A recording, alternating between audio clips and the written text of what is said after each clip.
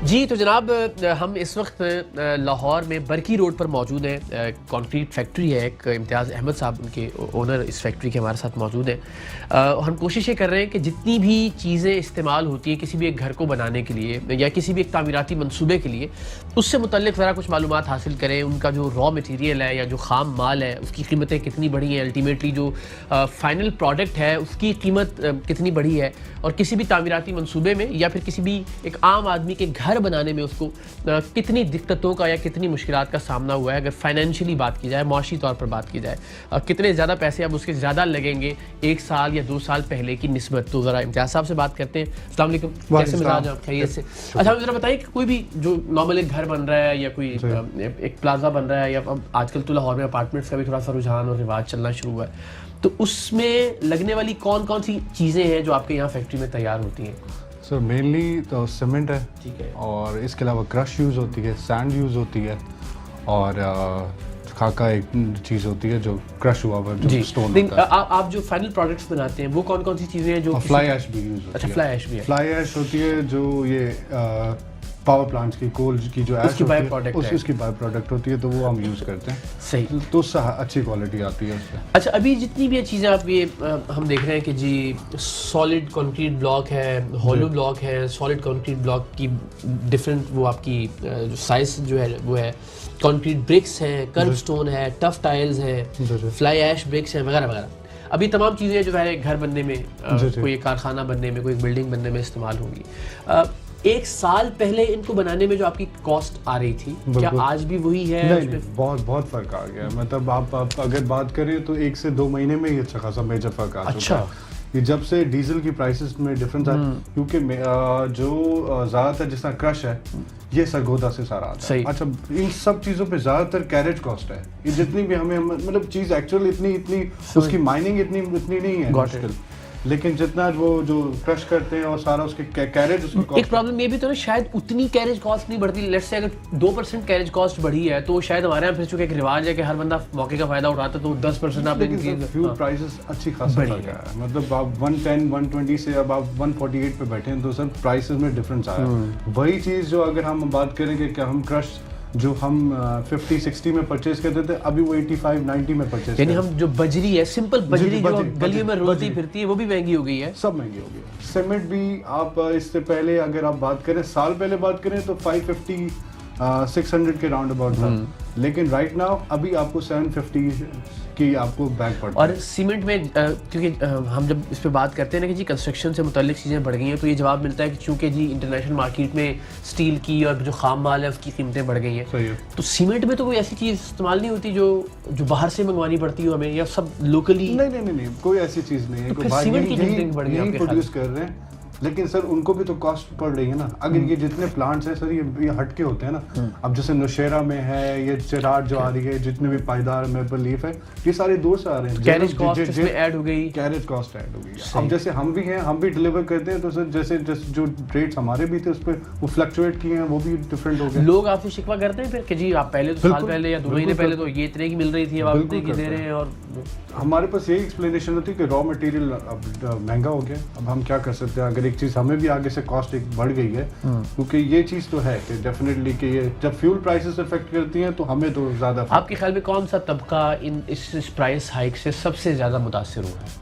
वही जो low income है वही ज़्यादा। बाकी तो घर जो DHA में तो बन रहे हैं, DHA में बन रहे हैं सर। सोसाइटीज़ यहाँ पे बूम कर रही हैं, लाहौर में तो स्पेशली। सही, तो आप किसी साइड पे भी चले जाएं, middle class, lower middle class और लो इनकम वाले जो लोग हैं वो बस सर अभी ये जिस तरह इसके लिए ऑप्ट कर रहे हैं, इसमें सेविंग है, जिस तरह कंक्रीट फ्लाई ऐश ब्रेक है, तो लोग इस चीज़ को देख लेते हैं कि अच्छा कि कोई क्या चीज़ हमें कैलकुलेट करके कि क्या चीज़ हमें ज़्यादा सेव करेंगे आगे।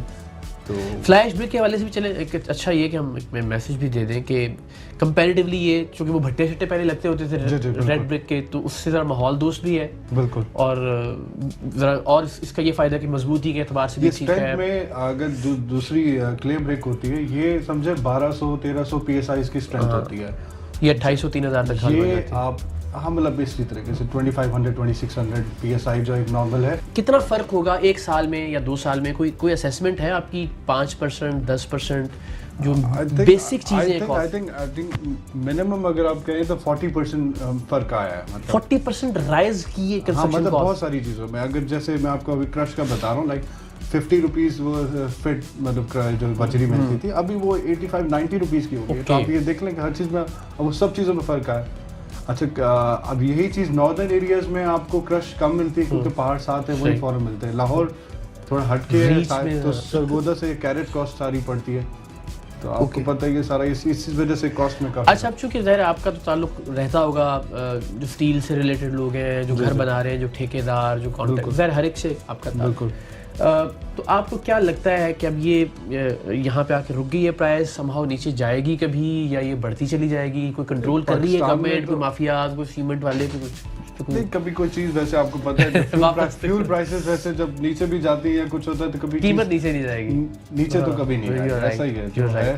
तो अगर आगे से रॉ मटेरियल ये सब चीज़ों में फ़र्क आया तो डेफिनेटली हम भी इसको करेंगे, लेकिन अभी तो एज सच कोई अभी गेयर ऊपर इंक्लाइन की तरफ है, अभी तक तो यही है। ओके, कोई सजेशन आप देना चाहें कि कुछ ऐसा किया जाए कि इस सारी कंस्ट्रक्शन बिजनेस में ये फ्यूल प्राइसेस बहुत फर्क पड़ता है, उससे मैटर की उससे बहुत मैटर आपको कोई कोशिश होती हुई नजर आ रही है कि कोई एफर्ट की जा रही हो कि चलें जी जो सीमेंट है उसी को रोक दिया जाए, जो बजरी है उसी के लिए थोड़ा सा कुछ कोई एफर्ट होती हुई दिखाई नहीं दे रही आपको इंडस्ट्री के अंदर? एफर्ट तो अभी तक तो कोई नहीं है। प्रोग्राम करने का मकसद तनकीद से ज़्यादा ये है कि हम तवज्जो दिला सकें गवर्नमेंट की या वो तमाम अरबाब इख्तियार जो कुछ ना कुछ फ़र्क पैदा कर सकते हैं एक आम आदमी की रिहाइश की फराहमी में। हम सब जानते हैं पाकिस्तान में एक middle class, lower middle class या निचले तबके से ताल्लुक़ रखने वाले शख्स का, फ़र्द का और ख़ानदान का सबसे बड़ा ख्वाब ये होता है कि उसको एक अपनी छत मुयसर आ जाए, एक अपना घर हो उसका, और वो सारी ज़िंदगी की जमा पूंजी बेचारे वो इसीलिए इकट्ठी करते रहते हैं कि अल्टीमेटली हमने एक घर बनाना है। सो घर बनाना भी अगर मुश्किल बना दिया जाएगा या उसके लिए कोई आसानी पैदा नहीं की जाएगी, बहुत कोशिश की इनिशियली, बहुत लग रहा था कि एक अच्छा ट्रैक है, राइट डायरेक्शन है, मगर वो जितनी भी पॉलिसीज़ थी, चाहे वो बैंकों के कर्जे देने हैं, चाहे वो कंस्ट्रक्शन के हवाले से कुछ छूट देनी थी टैक्सेस पे और बाकी वाइट और ब्लैक मनी के हवाले से, मगर वो तमाम चीज़ें नाकारा हो जाएंगी अगर कॉस्ट ही कंट्रोल में नहीं रहेगी, जो कि इस वक्त लग रहा है कि कंट्रोल में नहीं है। सो कोशिश ये है कि हम कराते हैं। थैंक यू सो मच इम्तियाज़ साहब, बहुत शुक्रिया, अच्छा लगा आपसे बात करके।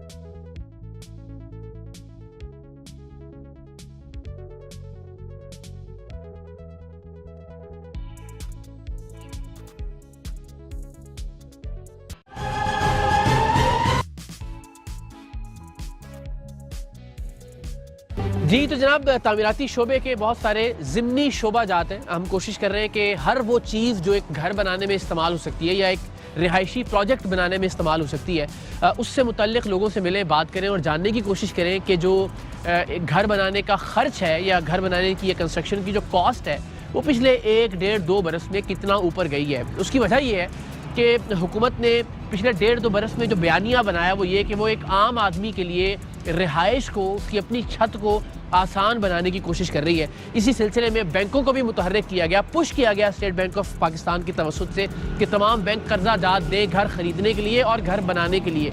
लेकिन बदकिस्मती से उन कर्ज़ों पर जो शरह सूद थी वो भी उतनी बढ़ गई कि एक आम आदमी जिसने बेचारे ने कम शरह सूद देखते हुए कर्जा लिया था, वो अगर 10,000 रुपये महीने की किस्त देना चाहता था या उसका बजट उतना था, तो अब वो शायद 15-20 हज़ार रुपये महीने की किस्त पर एंड अप